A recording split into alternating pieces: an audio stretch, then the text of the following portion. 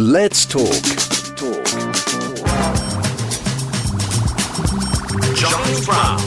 Archbishop Sarah Mullally, a biography combining never-before-seen photographs from her childhood and early career with text based on the author's interview with her inner circle. This has been described as the definitive account of the first female Archbishop of Canterbury's trailblazing career. It is by Andrew Atherstone, and I'm delighted to say that Andrew joins me live on the line this morning. Andrew, good morning to you, sir. Good morning. Thank you for having me on the show. Pleasure's all mine. So, why are you so eminently qualified to provide us with this biography about a trailblazer and a groundbreaker? Sarah Mullally has a very interesting story. I mean, she is about to have the highest office in the Anglican Communion in the Church of England. Not just a role in the church, of course, but also prominent in the state, in English society. She's going to be enthroned next week at Canterbury Cathedral. There'll be a great event, a lot of international gatherers. Prince William, Prince of Wales, will be there representing the King as Governor of the Church of England. So she's quite a personality. I'm a historian. I love life stories. I love biographies. And so she seemed a great life story to try and research and hear a bit more of what's made her the person she is today.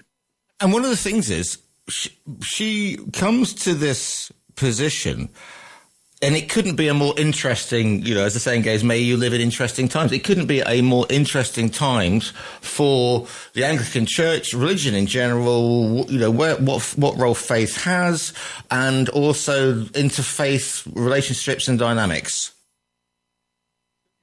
Certainly religion in public life is always a contested area, isn't it? It's certainly something that gets people talking, perhaps even agitated. Is there a revival in religious thinking across Europe at the moment? Have the days of secularism gone? That's one of the questions that's being talked about. Should we still have archbishops and bishops in the House of Lords at the heart of the British establishment, even though they're not elected to that office? Speaking on moral questions, whether it's the debates about abortion in the Lords today or about assisted dying, on which Sarah Mullally has strong views. And then you put into the mix the nature of global Christianity right around the world and lots of different perspectives and histories and colonial history thrown into the mix. It can be quite certainly a lively area of debate. So let's start with her background, though, because she obviously, when we think about the Anglican Church, we tend to think of, the rectors, people having little parishes around the place, and basically starting from a very, if you like, after university, taking that particular path. But her path is obviously somewhat different, and in a way, because I'm 58 years old, so I remember the Queen's Silver Jubilee and Robert Runcie, and it all being sort of very, very. I mean, it looked like Flash Gordon in my as a 10-year-old, but it was very, very staid in its ways. So does her progression mirror the changes in the Anglican Church as well? No, she's unlike any archbishop we've ever had before in several ways. I mean, the most obvious, of course, is she's the first ever woman to hold this office in 1400 years. She's number 106 in a long line, leaning back right to the original Augustine of Canterbury back in the 6th century. But the first woman, so she's a pioneer, a trailblazer in that sense. But she's also very unchurchy in her background. Most archbishops, as you say, are ordained in their 20s, then they go off for a theology degree, and then they work their way up through the parishes. She's a nurse by profession. She went to a polytechnic in South London in the early 80s, and she worked in London hospitals, the Chelsea and Westminster, for example. And then at the age of 37, she was made the chief nursing officer for England in the civil service at Whitehall, advising government ministers on health policy and really being the leader of thousands, tens of thousands of nurses around the country. So she's reached the top of two of Britain's national institutions, top of the NHS in the nursing world, and now top of the Church of England as well. Quite a remarkable background. And I think, therefore, she brings experience of a different part of the world rather than just being someone steeped in the church. Yeah, because it'd be very easy to sort of perhaps it could be seen as previous archbishops have sort of talked down from the pulpit, as it were, to the congregation. But she's got hands-on, and presumably that gives her an idea of how faith works. Because if you're working in hospitals and the nursing community, you're going to see an awful lot of sadness. You're going to see an awful lot of situations that hopefully many of us won't see. And you might say, well, working in the medical profession would absolutely, question if there was a God or a higher being or whatever. And she has presumably managed to keep these two things going without, being, pardon the pun, too preachy about it. So that her faith has always been running alongside, but never, if you like, overtaking her day job, as it were, Andrew. Well, she became a Christian when she was 16 years old in a little church down in Woking, and she often talks of that moment being a sort of life-changing moment, committed her life to Jesus Christ at the age of 16, and then had to think about what does she want to do with the rest of her life, and what was perhaps she called into by God, and that's how she ended up in nursing. The idea of the character of God being one of compassion and care, and therefore her thinking, how can I demonstrate that in practical ways? She's not a high theologian in the way some of previous archbishops has been. She's a very down-to-earth, practical person. She spent many years at people's bedsides, as you say, caring for the sick, caring for the dying. She was a cancer nurse by specialism at one stage. So she's seen a lot of the real roughness of life. And I think that brings her an authenticity in the sorts of things that she has to say, but also brings her this character of deep compassion. So not a glittering preacher. She's not a great orator.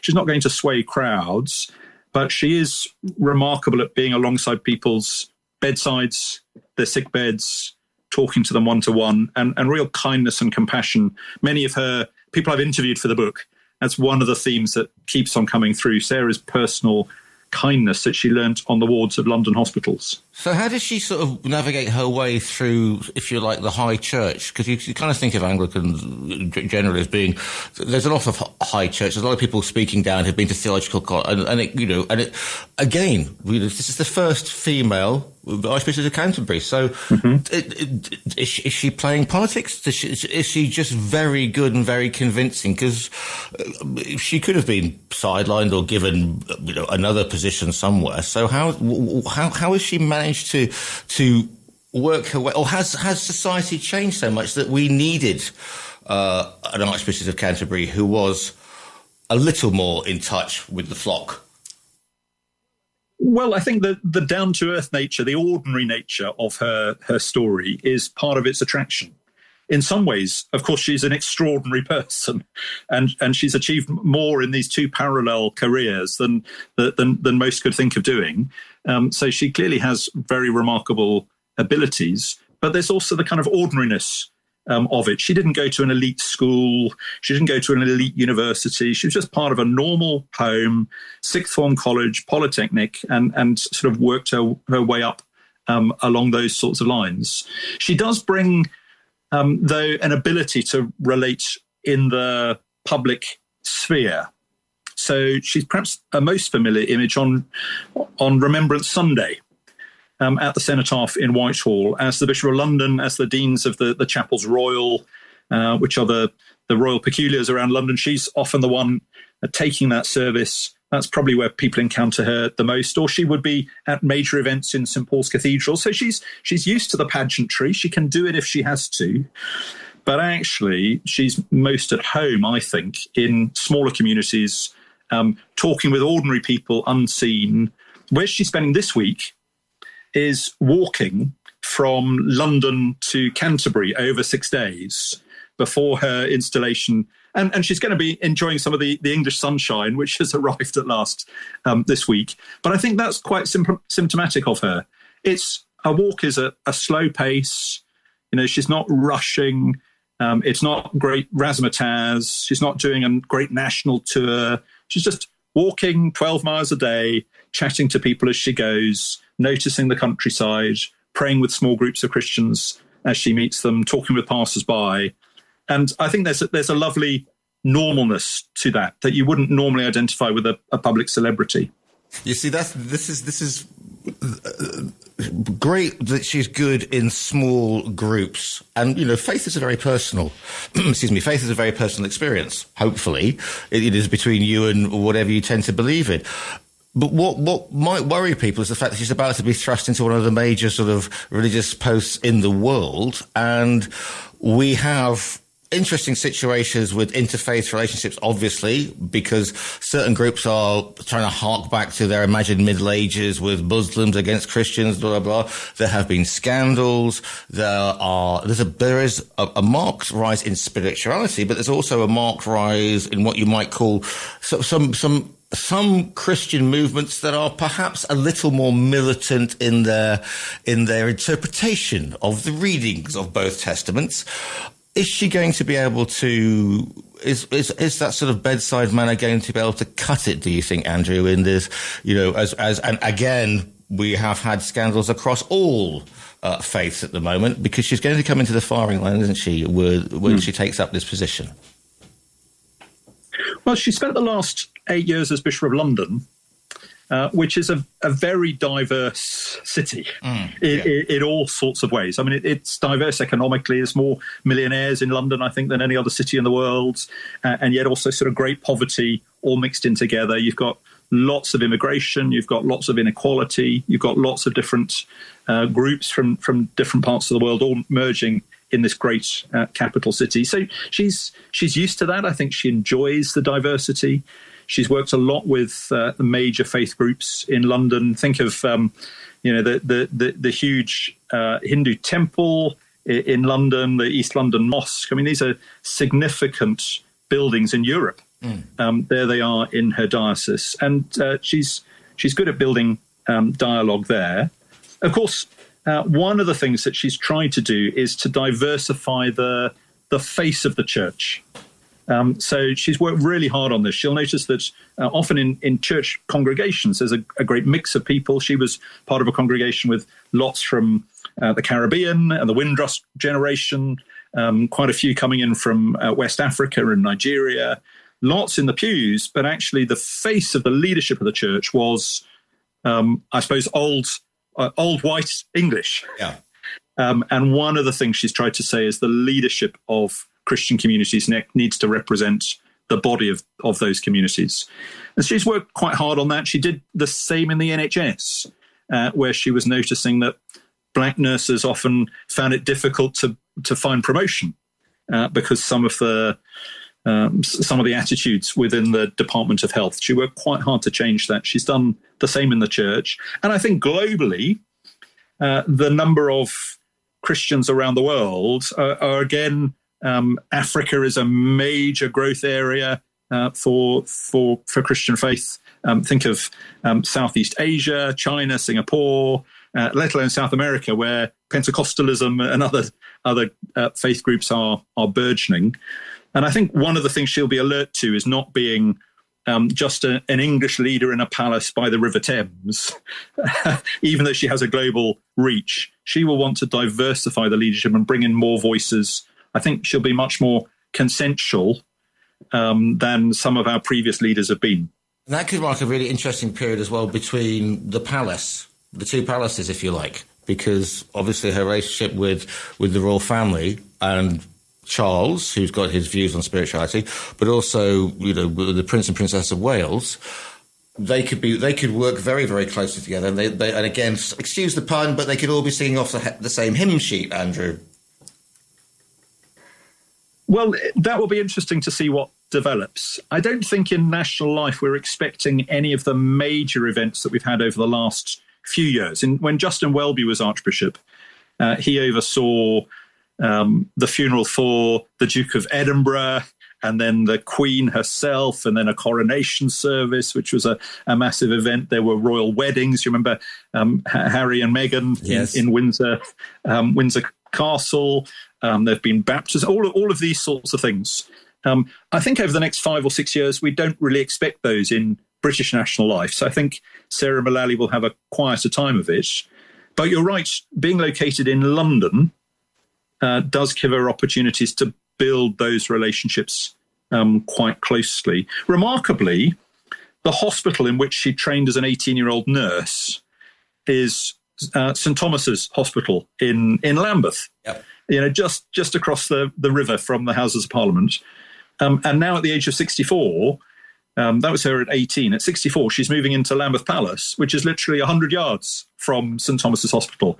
So it's almost like her life has gone full circle, these two bookends in teenage years and senior years. So who do you speak to then? Who do you interview when it comes to sort of trying to form the complete picture of the Bish?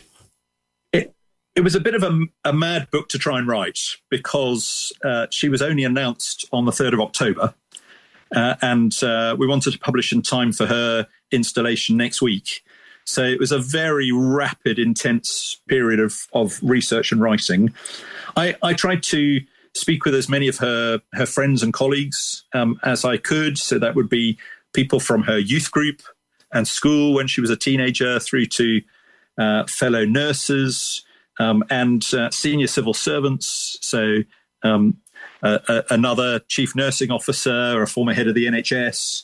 I had a really interesting time chatting with Sarah's own sister about family life back in the 1960s. And then those interviews are put together with archives. So again, as a historian, I love documents. And trying to find reports and papers and sermons that Sarah has preached in previous years that might have been forgotten, or bits of writing that she's done in magazines. And I've really gone along digging all of this up and then trying to ask the question, what picture does it give us of the person that she is and the sort of leadership that she's likely to bring? Presumably this is a person who has evolved since becoming a Christian at 16, and now here she is at 64 about to take on the preeminent role. I mean, your views have changed. I mean, Britain has changed immensely since the late 60s, early 70s. So presumably this is what you found from digging around. Were you up at the National Archive in Kew then, with the head torch on, basically?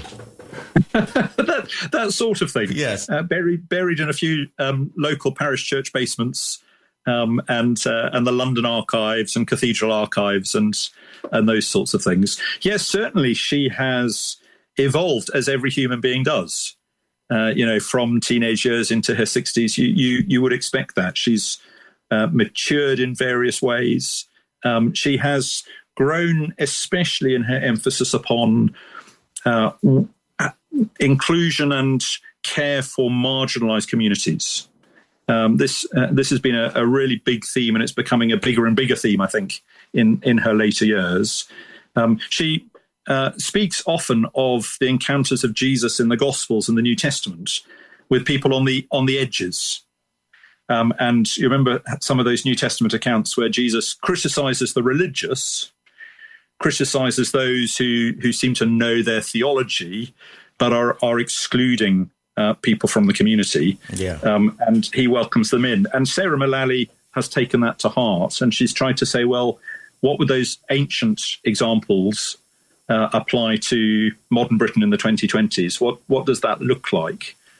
So she speaks a lot about marginalised communities needing to be cared for, whether that's health deprivation, for example. Again, going back to London, the district of London in which you're born will affect your health outcomes. Yeah. Possibly, you'll live 20 years longer being born in one borough than being born in another. And she's done quite a lot of work on that and saying this is a wrong thing, not just for reasons of equality and justice, but she would say it's a wrong thing on Christian principle, that God values every individual equally, and therefore the sort of health provisions and community provisions need to be equal across the board. Yeah, because if you're going to profess Christianity, you need to be getting out to the communities who need it, rather than the China tea set, if you like, crowd, and doing work amongst the poor, the homeless, the addicted, and it's because that is where a lot of other religions or a lot of other branches have made big impacts and got people too. It's going to be a very interesting time indeed, Andrew. The book. I could probably talk into this until she's actually installed. But the book is called Archbishop Sarah Mullally. It is by Andrew Atherstone, who I'm talking to today. You don't do a sort of TikTok or you don't do Instagram or anything like that, Andrew. Can maybe find you online? Well, an occasional blog and some sort of journalism online, but. No, I'm afraid I'm not an Instagram or a TikToker. Wow. Just a writer.